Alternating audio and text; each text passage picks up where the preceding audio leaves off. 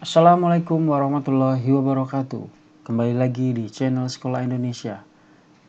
Sahabat Sekolah Indonesia, ada kabar gembira atau kabar terbaru tentang pengadaan P3K untuk jabatan fungsional guru pada instansi daerah tahun 2022 sesuai dengan peraturan Menteri PAN RB nomor 20/2022. Nah, di sini ada kriteria pelamar. Nah, yang terbaru yaitu ada yang namanya pelamar prioritas. Nah, pelamar prioritas ini terdiri dari prioritas 1. Yang poin A yaitu prioritas 1. Nah, di dalam prioritas 1 itu ada THK atau guru K2, lalu guru non-ASN, lulusan PPG, dan guru swasta yang memenuhi nilai ambang batas pada seleksi P3K jabatan fungsional guru tahun 2021 tetapi belum mendapatkan formasi.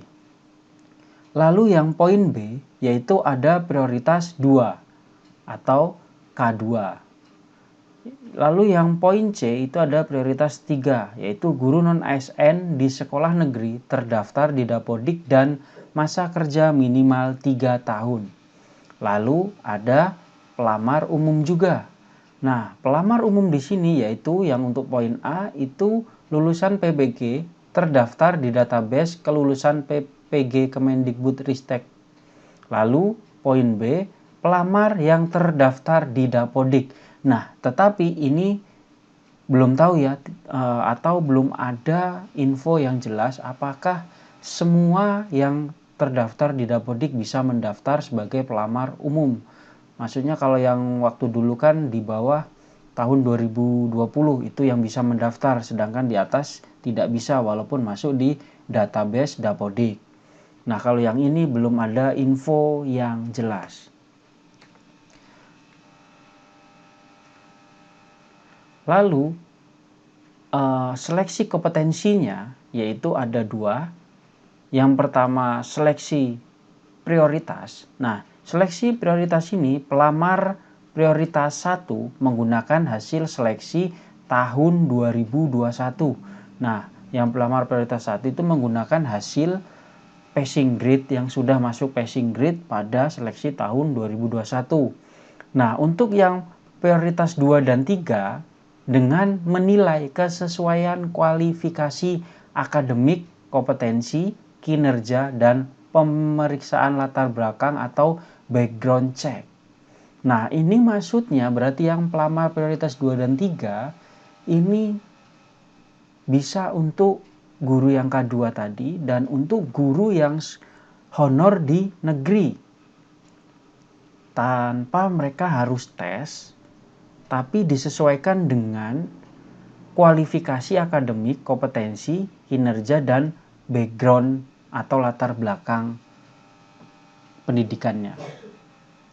Nah, lalu untuk yang seleksi umum ini yaitu yang pertama seleksi kompetensi pelamar umum dilakukan dengan sistem CAT ANBK. Lalu dapat memilih kebutuhan P3K jabatan fungsional guru di seluruh wilayah Indonesia yang belum terpenuhi oleh pelamar prioritas. Bisa pelamar prioritas 1 dan prioritas 2 dan 3. Lalu dinyatakan lulus jika nilai diperoleh memenuhi nilai ambang batas dan berperingkat terbaik. Lalu nilai ambang batas tersebut itu harus kompetensi teknisnya harus masuk, kompetensi manajerial dan sosial kultural, lalu nilai wawancaranya harus memasuki ambang batas tersebut.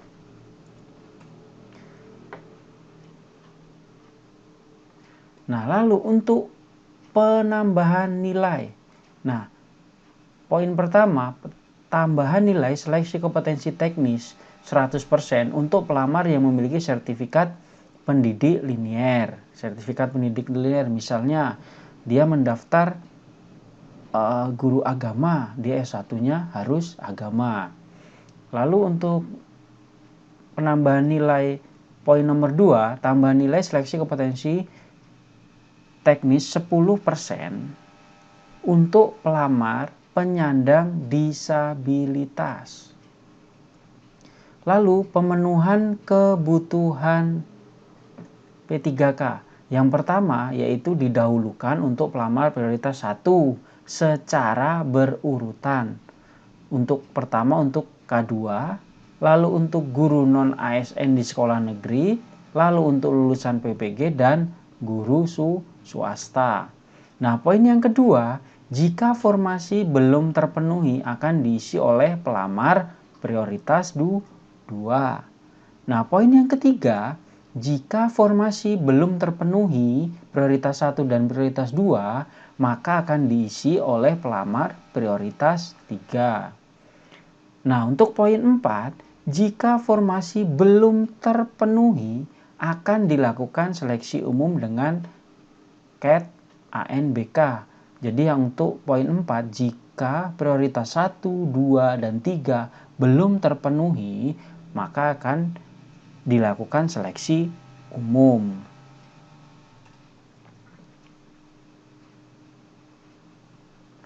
Nah, panitia seleksi itu yang pertama, panitia seleksi nasional atau Panselnas. Yang kedua, panitia seleksi P3K jabatan fungsional guru Kemendikbud-Ristek. Lalu yang ketiga, panitia seleksi instansi daerah. Nah, demikianlah video dari Sekolah Indonesia terkait pengadaan P3K jabatan fungsional guru tahun 2022.